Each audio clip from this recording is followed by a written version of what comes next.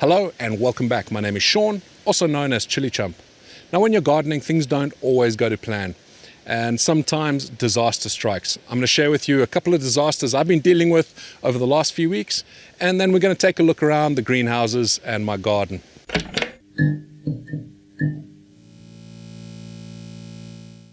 A few weeks ago we had some glorious sunshine in the UK, and that meant that my greenhouses were getting up to around about 50 degrees Celsius.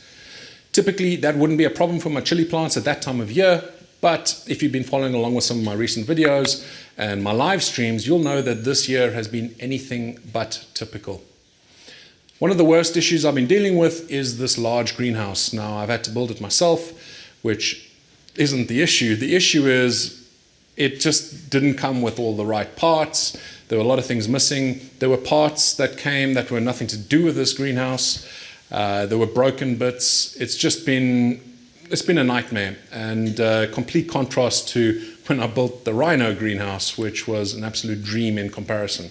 But anyway, what that means is that it put me back about 2 months on my season.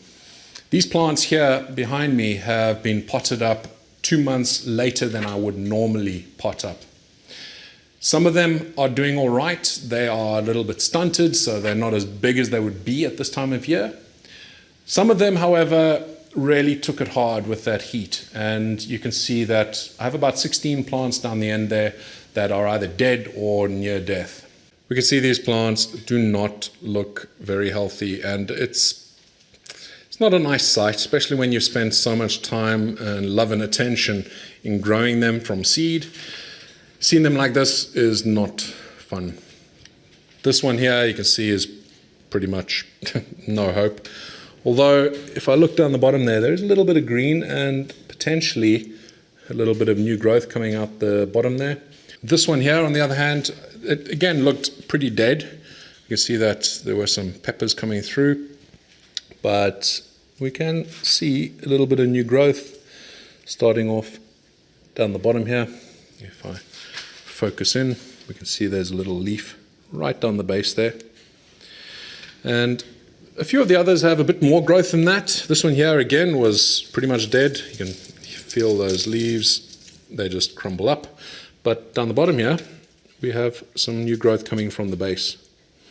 Chili plants are amazingly resilient, and some of these will come back. I mean, listen, I'm not going to have huge plants from things like this, but I'm still going to keep it going. We'll see what it does through the season. I'll keep you updated in future update videos, but let's just see what it does. It's fighting back, so I might as well give it a chance. I don't think this one's going to be coming back anytime soon. I think that's pretty much dead. But I've got the space, so I'll just keep them going for as long as I can.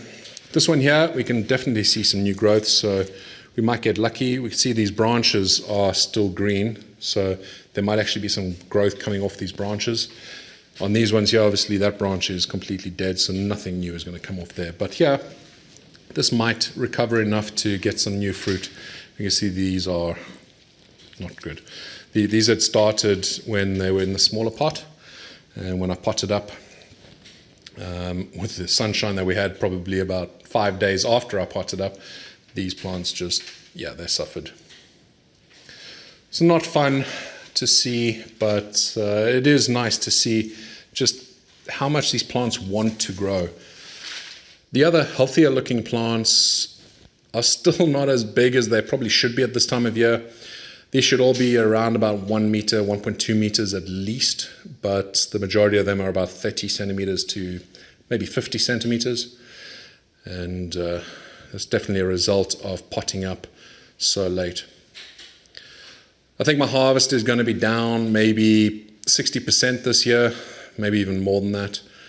But we'll just have to make up for it next year. So let's take a look at a few of these plants and see how they're doing. This plant is my red flame. And of course I'd like it to be a lot bigger than it is, but we can see some ripe fruits on there, so I will be able to do a checking out chilies episode with these. And of course I can save some seeds so we can grow it properly next year. This here is a Carolina Reaper, and it was potted up just on a month ago, I'd say. And again, very tiny. We've got some fruits coming through, and falling off, of course, because why not? But there are a few bigger ones coming through as well, and we'll definitely see some bigger ones a little bit later in the season. But yeah, just so frustrating seeing this when the plant should be so much bigger. Let's take a look at a couple of the ChilliChump Seedkit plants. This one here is the Reaper crossed with the Douglas, the F4. And as you can see, we have some peppers already. They're a bit smaller than I would expect them to be, but again, it's just down to the fact that these were potted up so late. But we've got quite a few on here, so definitely one that we can test. I'm a bit scared to try it because I know it is going to be hot, but I'm also excited to see if the flavors are decent. But this plant, I think, will bush out quite a bit still through the season, so we'll come back to it probably in a month's time, and you'll see that it probably would have doubled in size. This here is a habanero orange. No fruits on it just yet. We've got a few flowers probably starting in a little while. But one thing to note, I potted this up as well a month ago, and all the leaves dropped off. These are all new leaf growth over the last month or so. And I'll put a picture up on the screen just to show what it looked like when I did pot it up. But you can see lots of new leaves. So it's quite resilient. Hopefully we get a few peppers off here and I can keep the seeds. Another one from the ChilliChump seed kit is my Ancha Poblano. And we can see we have a Poblano there. It's not a prize winner. How are your Poblanos doing? Do you have any entries? Actually, it's quite a nice heavy one. But yeah, definitely not as big as some of them that have been submitted in the competition. Make sure you do get yourself submitted because it's anyone's to win at this stage.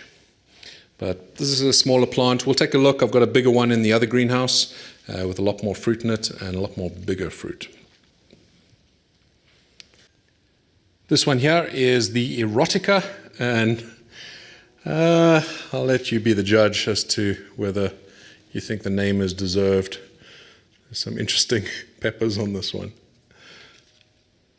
Yeah, funny little shapes. But interesting little plant, and we'll see how they taste once they start ripening. This one here is the jalapeno brown, and pretty obvious why it's called that, because of the brown jalapenos. But I have tried a couple of these. They are not very hot at all, actually, so I'm not sure that I'll grow them again. I think they look good, they look pretty, but yeah, I want my jalapenos to have a little bit of a bite. Let's go have a look at the plants in the other greenhouse. Before we go over there, I'm just going to take you over here. I haven't yet set up my automated irrigation again just yet. What I have been doing is using an old water butt pump inside this. This is just some water that I siphoned out of the IBC over there, siphoned it into here and then mixed in my nutrients, and I used the water butt connected up to my hose and doing this manually for each plant. As you can imagine, it takes ages, and when it was really hot I was having to do it twice a day, which is not fun, especially when the greenhouse is 50 degrees Celsius. It was pretty hectic. I'm sure I lost a bunch of weight during that time. Let's go have a look in here. So you'll notice these plants are going to be looking a little healthier because some of them were potted up before the ones that I've just showed you. And yeah, I mean, if we have a look over here, this was potted up probably a month before the ones in the other greenhouse. And yeah, again, they could be bigger. I didn't pot them up as soon as I would have liked, but definitely a lot more growth here than we're seeing in the other greenhouse. This here is my Moruga chocolate, and I have a little surprise for you actually, which I'll show you in just a second. It's a little secret cross that I've been working on, but we can see here some ripe Moruga chocolates. These things are dangerously hot. This is another one of my Reaper Cross Douglas F4 from the ChilliChump seed kit. And what's interesting to note here is these peppers down here were what started in the 1 liter pot before I potted up. And you can see how small they are. They are ripe, but they are tiny. Now, since potting up, the plant's got a lot bigger. You can see it's about 1 meter in height, but you can also see that the chilies that are growing on it are definitely bigger as well. I expect these to get a little bit larger as well, but we'll see. That's definitely about 3 or 4 times as large as these ones that started in the 1 liter pot. So it'd be interesting to see if you put it in an even bigger pot, whether you'd get bigger chilies. But I don't know, I think you get to a point that it'll be diminishing returns.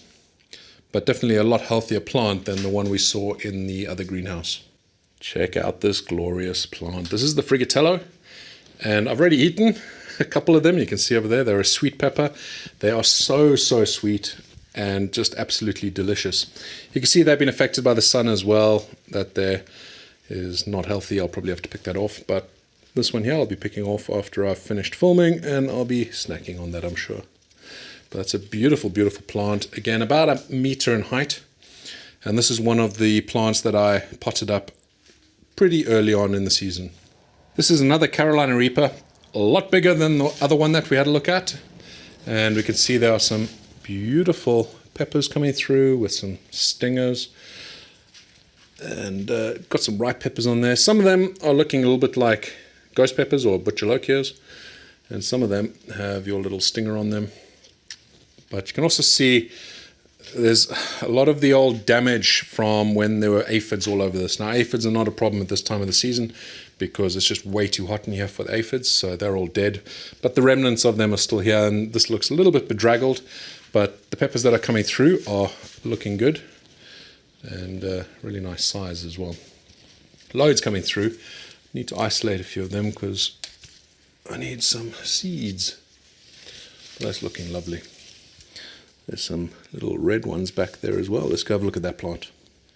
This here is a Naga Morik. I just love the look of these peppers. Lovely size as well. They could be a bit bigger, but just beautiful peppers and seriously hot. Very tasty though too. If you aren't growing Naga Morik, I would suggest it. And they do benefit from a much bigger pot.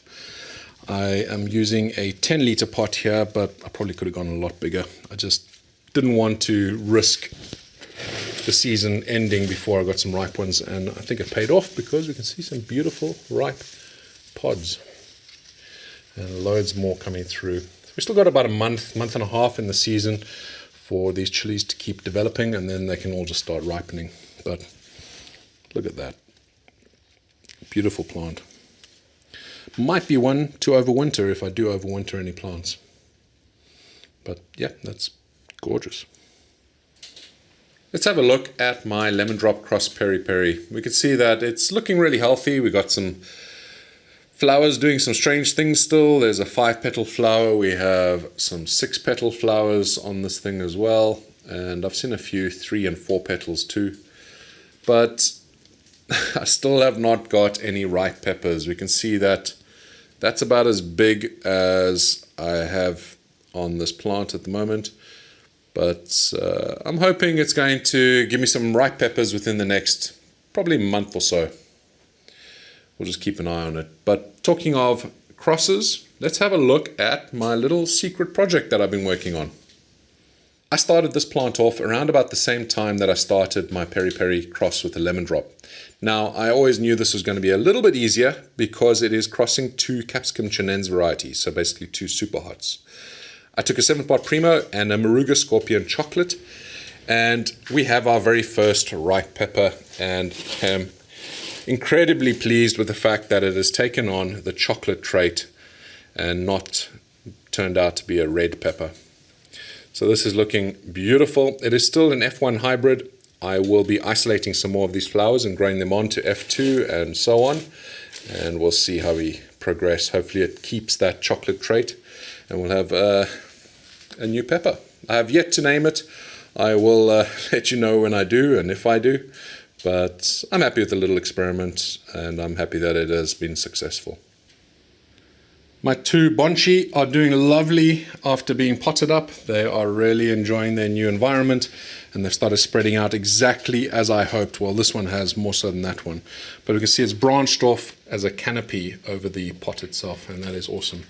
The way I did that to try and stimulate that was, obviously I did a bit of trimming around the back, but I also have been facing this towards the sun, the direction that I wanted the foliage to grow. The sun comes up across the horizon like that, and it's definitely helped out. We can see that that is looking lovely.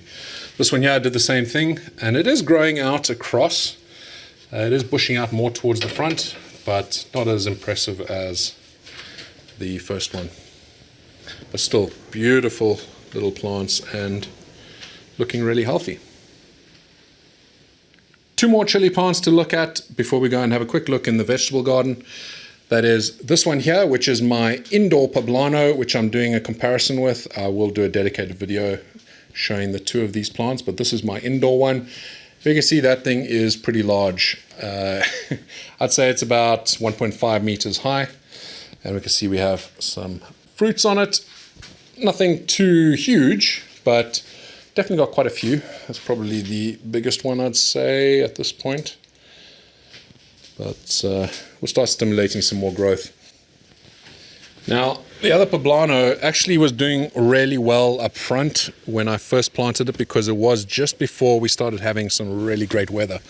So we had about 3 weeks of beautiful sunshine, and the plant was doing better than the one in the greenhouse. But as soon as the weather starts becoming like it is today, a little bit rainy and cold, then we can definitely see some problems. It's just not growing as much. Now, we have got a few peppers on it, and that's quite weird. It's all spiky, bumpy, and we've got some more coming through.